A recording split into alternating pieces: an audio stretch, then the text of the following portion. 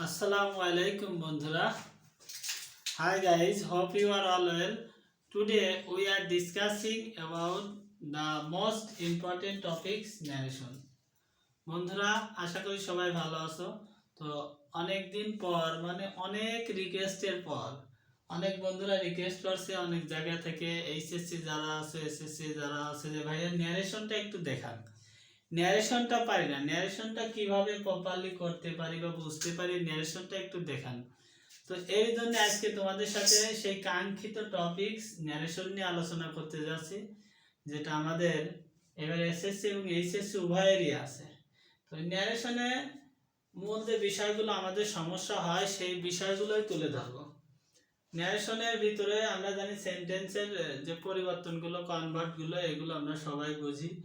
ন্যারেশনের ভিতরে যে আলাদা কিছু নিয়ম আছে, সেন্টেন্সের বাইরে যে কিছু নিয়ম আছে, রুলস আছে, এগুলো তোমাদের সাথে আলোচনা করব। ন্যারেশনটা আসলে কি এটা সহজেই বুঝতে পারবে, সেই গতানুগতিক পড়া আর নাই যে ন্যারেশনটা এইভাবে করান বা ওইভাবে করান, ঠিক আছে একটু ভাঙি চুরে দেখান। আমি জাস্ট ন্যারেশনের প্রকারভেদটা দেখাচ্ছি, অংশগুলো দেখাচ্ছি, আর কোনটা থাকলে কোনটার পরিবর্তন হয়। সব সময় চেষ্টা করি বেসিকটা শেখানোর জন্য। ন্যারেশন কাকে বলে এটা আমরা জানি, ঠিক আছে। তো তারপরে লেখছি প্রথম ক্লাস যেহেতু ন্যারেশনের, এই জন্য একটু মানে বোঝার সুবিধার্থে লেখছি আর কি। তো খেয়াল করো, আমাদের সঙ্গে থাকো। আমরা জানি ন্যারেশন মানে হচ্ছে উক্তি। ন্যারেশন মানে হচ্ছে কথা, বক্তব্য বা উক্তি। এই ন্যারেশনটা যখন হবে একটু মনে রাখবা যে ন্যারেশনে কথা যখন বলা হবে, কথা একজন বলবে আর একজন শুনবে, মানে একজন কথাটা বলবে আর একজন শুনবে। এখানে আমরা বলি ইনডাইরেক্ট কে আর ডাইরেক্ট কে। যে ব্যক্তি সরাসরি আর কথা বলবে, আমি যেমন কথা তোমাদের সাথে বলতেছি আমি ডাইরেক্ট, তোমরা শুনছো তোমরা হচ্ছে ইনডাইরেক্ট। আমি বলছি আমি ডাইরেক্ট সরাসরি তোমাদের বলছি, তোমরা শুনছো তোমরা ইনডাইরেক্ট। তাহলে এই ন্যারেশনটা দুই প্রকার, একটা ডাইরেক্ট আর একটা ইনডাইরেক্ট, একটা হচ্ছে প্রত্যক্ষ আর একটা পরোক্ষ। তাহলে ন্যারেশন দুই প্রকার, একটা হচ্ছে ডাইরেক্ট ন্যারেশন আর একটা ইনডাইরেক্ট ন্যারেশন। তো আসলে ন্যারেশন দুই প্রকার তো বুঝলাম, কিন্তু এর ভিতরে তো কিছু অংশ আছে, সেন্টেন্স গুলো দুই পাশে দুই রকম দেয়া আছে। মনে করো কোনো একটা সেন্টেন্স দেয়া আছে, প্রথম অংশ দেয়া আছে কমা, পরের অংশ দেয়া কমা, ইনভার্টেড কমা। আসলে বুঝবো কিভাবে কমা ইনভার্টেড কমার ভিতরে থাকলেই যে এটা স্পিচ হয়, এই দিনগুলো বলে দাও।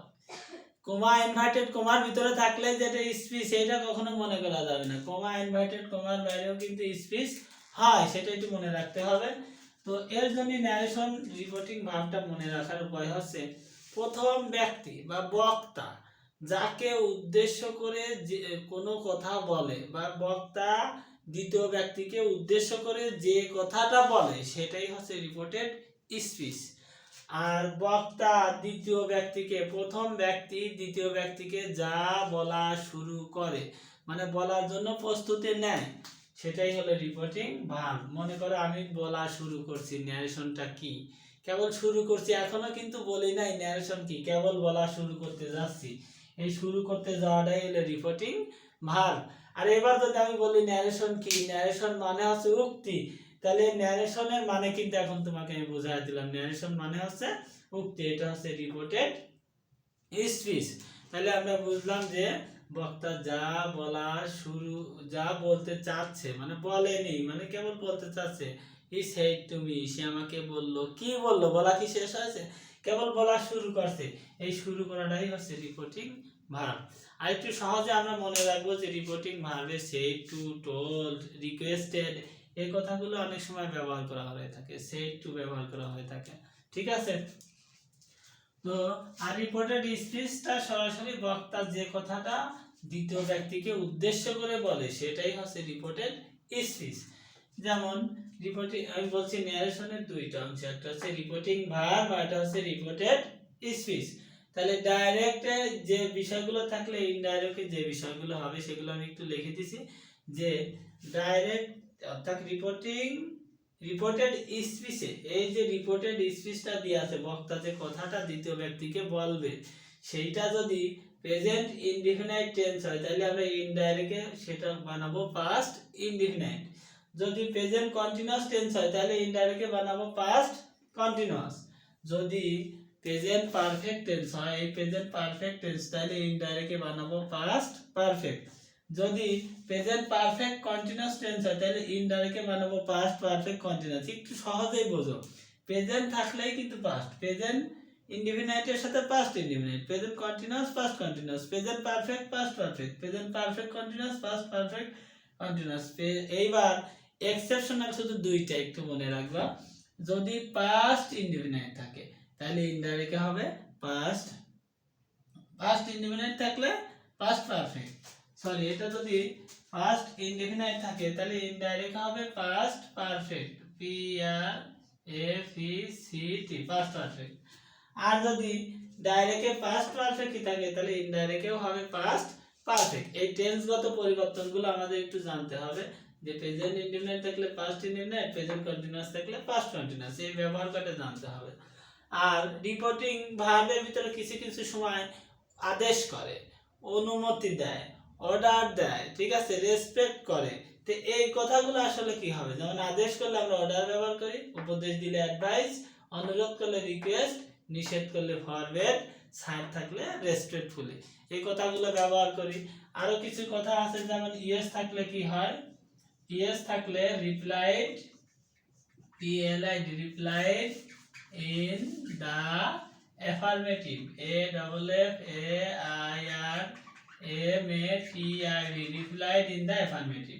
নো থাকলে কি হয়, নো থাকলে হয় replied in the negative, REPLID, replied in the negative, NEGATIV, negative, ঠিক আছে। এরকম আনন্দ বোঝালে এক্সক্লাইমড উইথ জয়, দুঃখ বোঝালে এক্সক্লাইমড উইথ সরো, এই কথাগুলোর ব্যবহার আমাদের জানতে হবে। তাহলে আদেশ করলে অর্ডার, উপদেশ দিলে অ্যাডভাইস, অনুরোধ করলে রিকোয়েস্ট, নিষেধ করলে ফরওয়ার্ড, ছাড় থাকলে রেসপেক্টফুলি।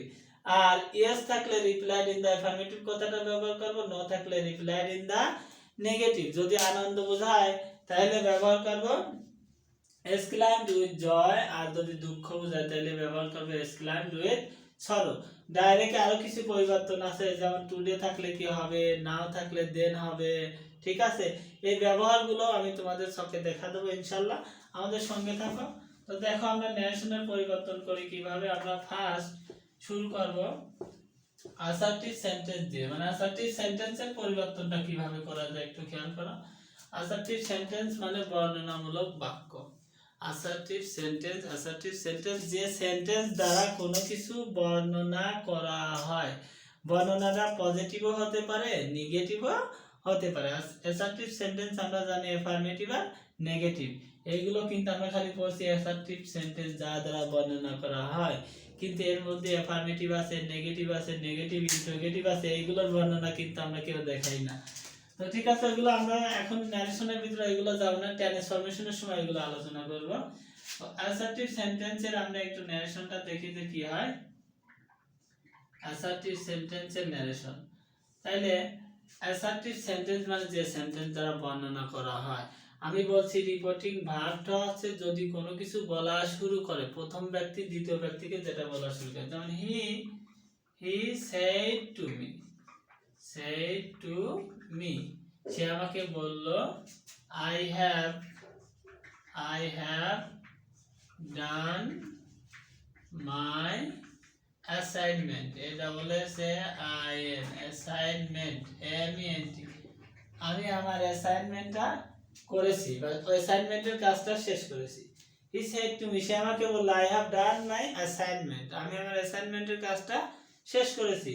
তাহলে খেয়াল করো, এই যে হিটা বলছে কাকে, মিকে, অর্থাৎ প্রথম ব্যক্তি যাকে বলে, যা বলে সে হলো ফার্স্ট প্লেস, আর যাকে বলে সে হচ্ছে সেকেন্ড প্লেস। রিপোর্টিং ভার্বে দুইটা জায়গা থাকে, একটু খেয়াল রাখো, বেশি তাড়াহুড়ো করা যাবে না, কারণ বেশি কুইকলি হলে কিন্তু এটা বুঝতে পারবো না। রিপোর্টিং ভার্বে দুইটা জায়গা থাকে, যে বলে সে ফার্স্ট প্লেস, আর যে শোনে সে সেকেন্ড প্লেস। তাহলে হি সেড টু মি, সে বলে, কাকে বলে, আমাকে বলে, তাহলে সে বলছে জন্য সে হচ্ছে ফার্স্ট প্লেস, আর আমাকে বলছে জন্য, আমাকে নির্দেশ করে বলছে আমি হচ্ছে সেকেন্ড প্লেস। তাহলে আমরা পড়ে আসছি যে ইস্ট পারসন, ওয়ান ইস্ট পারসন ইস্ট প্লেস, অর্থাৎ first person first place, FIRST, first place, second person, second place, SECOND, second place, আর থার্ড পারসনটার কি, third person no change, CHANG, change. Third পারসনের কোনো পরিবর্তনই নাই, থার্ড পারসনের কি নাই, কোনো পরিবর্তন নেই। তাহলে হি সেড টু মি, সে আমাকে বলে, কেবল দেখো বলা শুরু করছে, কিছু কিন্তু বলে নাই। আমি বলছি রিপোর্টিং ভার্বটা কিন্তু সেইটাই প্রথম ব্যক্তি দ্বিতীয় ব্যক্তিকে কিছু বলার উদ্দেশ্যে যেটা শুরু করে, সেটাই হলো রিপোর্টিং ভার্ব। তাহলে হি সেড টু মি, সে আমাকে বলে, কি বলে, কিছু কি বলছে, বলা কেবল শুরু করছে, তার মানে এটাই রিপোর্টিং ভার্ব। আর যা বলে, যে কথাটা বলে, সেটা হচ্ছে reported speech. I have done my assignment, আমি আমার অ্যাসাইনমেন্টটা করেছি। তাহলে আমরা শুরু করি। অ্যাসার্টিভ সেন্টেন্সে সেড টুর পরিবর্তে কি বসে, টোল্ড, অথবা টোল্ড তুমি যে কোনো বাক্যে দিতে পারো। আবার সেড টু যদি মনে করে রেখে দেবো তার সমস্যা নাই। তাহলে হি সেড টু মি, সে আমাকে বলে।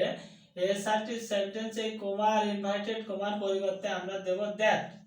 তাহলে দ্যাট, এরপরে খেয়াল করো, এই যে দ্যাটের পরে কমা ইনভার্টেড কমার পরে আগে সাবজেক্টটা খুঁজবা, আগে সাবজেক্টটা খুঁজবা। রিপোর্টেড স্পিচে ঢুকে আগে সর্বপ্রথম সাবজেক্ট খুঁজবা।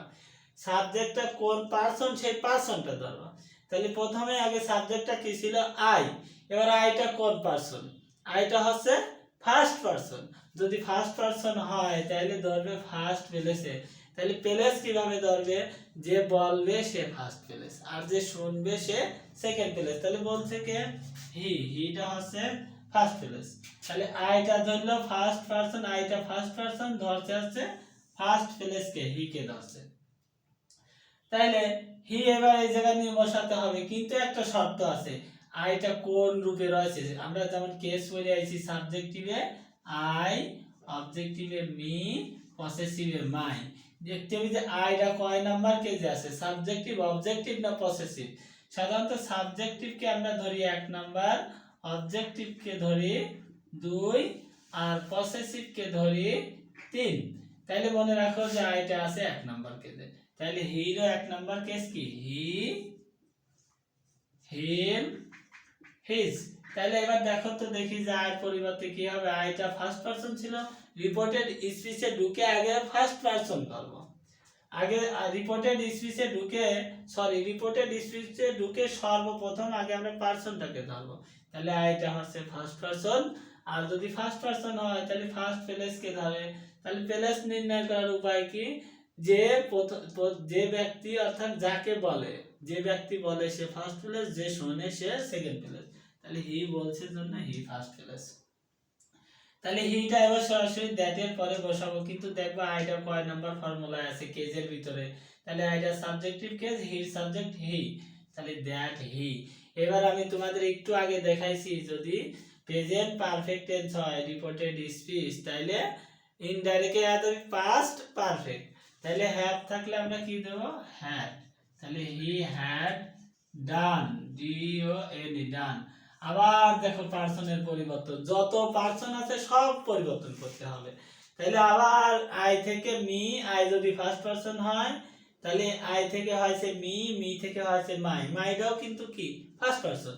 তাহলে আবার সেই মিটা কি ফার্স্ট পারসন হয়েছে জন্য আবার ফার্স্ট প্লেস হি কে ধরছে। তাহলে এইবার দেখবো মাই এর কয় নাম্বার কেস দেয়া আছে, আই, মি, মাই, মাই এর 3 নাম্বার কেস। তাহলে হিউ সাবজেক্টিভ, এর 3 নাম্বার কেস কি নেব, হি, হিম, হিজ। তাহলে ডান হিজ অ্যাসাইনমেন্ট, ASSAINMENT, অ্যাসাইনমেন্ট। এরকম করে আমরা অ্যাসার্টিভ সেন্টেন্স গুলো পরিবর্তন করব। তো আরেকটা প্র্যাকটিস আমি দেখাচ্ছি, দেখো। যেমন he said to me, সে আমাকে বলল,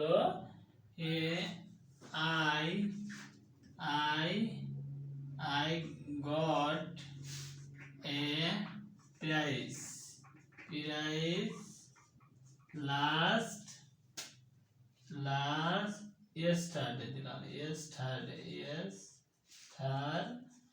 আমি একটা পুরস্কার পেয়েছি গতকাল আমি একটা কি পেয়েছি, পুরস্কার পেয়েছি। তাহলে হি সেড টুর পরিবর্তে আমরা সেড টুই রাখলাম, অথবা কি দিতে পারি, এই টোল্ড দিতে পারি, হি টোল্ড মি। এবার কমা ইনভার্টেড কমার পরিবর্তে কি ব্যবহার করব, এখানে ব্যবহার করব দ্যাট। এরপর বলছে আমি রিপোর্টেড স্পিচে ঢুকে সর্বপ্রথম কাজ হচ্ছে আগে সাবজেক্টকে খোঁজা। তাহলে এখান থেকে রিপোর্টেড স্পিচ এইটা কিভাবে বুঝলাম, হি সেড টু মি, সে আমাকে বললো। কি বললো, যেটা বলা শুরু করছে সেটাই রিপোর্টিং ভার্ব। তাহলে আমাদের হি সেড টু, আর আমরা জানি রিপোর্টিং ভার্বটা সাধারণত সেড টু দিয়েই শুরু হয় বা অন্যান্য ওয়ার্ড দিয়ে শুরু হয়। আর রিপোর্টেড স্পিচের উভয় পাশে কমা ইনভার্টেড কমা থাকে। যে কথাটা বক্তা দ্বিতীয় ব্যক্তিকে বলে বা বলা শুরু করে সেটাই হলো কি, যে কথাটা বক্তা দ্বিতীয় ব্যক্তিকে বলা শুরু করে সেটাই হচ্ছে কি রিপোর্টেড স্পিচ। যেটা বলা শুরু করছে রিপোর্টিং ভার্ব, আর যা বলছে সেটা হচ্ছে রিপোর্টেড স্পিচ। তাহলে রিপোর্টেড স্পিচের সাবজেক্ট হচ্ছে আই। আই আমরা জানি first person, first place he কে ধরে। তাহলে আই আছে সাবজেক্টিভ কেসে, হির সাবজেক্টিভ হি। এরপরে দেখো কোন টেন্স আছে রিপোর্টেড স্পিচটা, যদি প্রেজেন্ট ইনডিফিনাইট আর পাস্ট ইনডিফিনাইট, কিন্তু এটা আছে দেখো পাস্ট পারফেক্ট, পাস্ট ইনডিফিনাইট। তাহলে আমরা পাস্ট ইনডিফিনাইট থাকলে ইনডাইরেক্ট করব হচ্ছে পাস্ট পারফেক্ট, লিখে দিছি কিন্তু একটু আগে। তাহলে হি হ্যাড গটেন অথবা গট, ঠিক আছে, gotten a prize, P R I Z prize. এ স্টার্টে থাকলে হয় দা, এ স্টার্টে থাকলে ডাইরেক্টে, ইনডাইরেক্টে হয় the previous day, the P R E V I O U S, previous day. ঠিক আছে, তাহলে এটা গেল কি অ্যাসার্টিভের পরিবর্তন, অ্যাসার্টিভ সেন্টেন্সের ন্যারেশনের পরিবর্তন। তোমরা বুঝতে পারছো ন্যারেশন করতে লাগবে হচ্ছে সাবজেক্টের ব্যবহার, অর্থাৎ কেজের ব্যবহার, সাবজেক্টিভ অবজেক্টিভ পসেসিভ এই তিনটার ব্যবহার, আর ডাইরেক্ট থেকে ইনডাইরেক্ট করার জন্য কিছু ওয়ার্ডের ব্যবহার, আর কোন টেন্স থাকলে কোন টেন্সে পরিবর্তন হবে এটা। অ্যাসার্টিভে যেমন কমা ইনভার্টেড কমার পরিবর্তে দ্যাট, ইন্টারোগেটিভে ইফ ওয়েদার, আর ইম্পারেটিভে টু, যদি ইম্পারেটিভে লেট থাকে কমা ইনভার্টেড কমার পরিবর্তে দ্যাট, অপারেটিভে কমা ইনভার্টেড কমার পরিবর্তে দ্যাট, এক্সক্লামেটরি কমা ইনভার্টেড কমার পরিবর্তে দ্যাট। এক্সক্লামেটরি সেন্টেন্সে এক্সক্লাইম টু উইথ সরো যদি দুঃখ বোঝায়, যদি আনন্দ বোঝায় তাহলে এক্সক্লাইম টু উইথ জয়। পরবর্তী ক্লাসগুলোতে আমি ইনশাআল্লাহ তোমাদের পার্ট করে সবগুলো বিষয় একটু দেখাবো। তবে আমি চাই যে তোমরা শেখো, চাপ নেওয়া যাবে না। যদি তোমরা অতিরিক্ত কি না প্রেশার নাও তাহলে কিন্তু এইগুলো করতে পারবে না। এই জন্য সর্বপ্রথম তোমাদের এগুলোকে ইজি ভাবে শিখতে হবে, যে ন্যারেশনটা সহজ। আগে মনটাকে ফ্রি করতে হবে যে ন্যারেশনটা সহজ। যদি মনে করো ন্যারেশন ওরে বাপরে বাপ এটা করা যাবে না, না, এরকম কোনো কিছু বিষয় না। ন্যারেশনটা সহজ ভাবে না ন্যারেশন করতে পারবা। আগামী দিনে তোমাদের অ্যাসাইনমেন্টটা হচ্ছে পার্সন কয় প্রকার পড়ে আসা। পার্সনটা আমরা জানি তিন প্রকার, কিন্তু পার্সনের মধ্যে সিঙ্গুলার আর প্লুরালটা পড়ে আসবে। পার্সন আবার সিঙ্গুলার আর প্লুরাল হয় কিভাবে, এতদিন যা পড়ছো এটা ভুলে যাও। এখন পার্সন সিঙ্গুলার আর প্লুরাল আমার চ্যানেলে দেওয়া আছে, এগুলো দেখে নিবা যে পার্সনটা সিঙ্গুলার আর প্লুরাল হয় কিভাবে। পার্সনটা আবার তিন ভাগে ভাগ করা হয়েছে, সেটাও দেখা দেওয়া হয়েছে। আর কেসটা পড়ে আসবা, কেস 5 প্রকার, এই 5 প্রকারই দেখে আসবা। সাধারণত আমাদের এখানে লাগে 3 প্রকার, এই 3 প্রকারই দেখবো। আর ডাইরেক্ট থেকে ইনডাইরেক্ট করতে গেলে টেন্সের যে পরিবর্তন, সেই পরিবর্তনগুলো একটু দেখে আসবা। তো ঠিক আছে বন্ধুরা, আজকের মতো এই পর্যন্তই। আমরা চাই যদি আমাদের চ্যানেলটা ভালো লাগে তোমাদের তাইলে সাবস্ক্রাইব করবা, নাইলে ডিসলাইক দিয়ে দিবা। যদি মনে করো যে চ্যানেলটা ভালো বা কিছু শিখতে পারবো তাহলে সাবস্ক্রাইব করবা, আর যদি ভালো না লাগে তাইলে ডিসলাইক দিবা। ঠিক আছে, তো আজকের মতো এই পর্যন্ত। সবাইকে আবার সালাম শুভেচ্ছা জানিয়ে শেষ করছি আজকের মতো ক্লাস। আসসালামু আলাইকুম।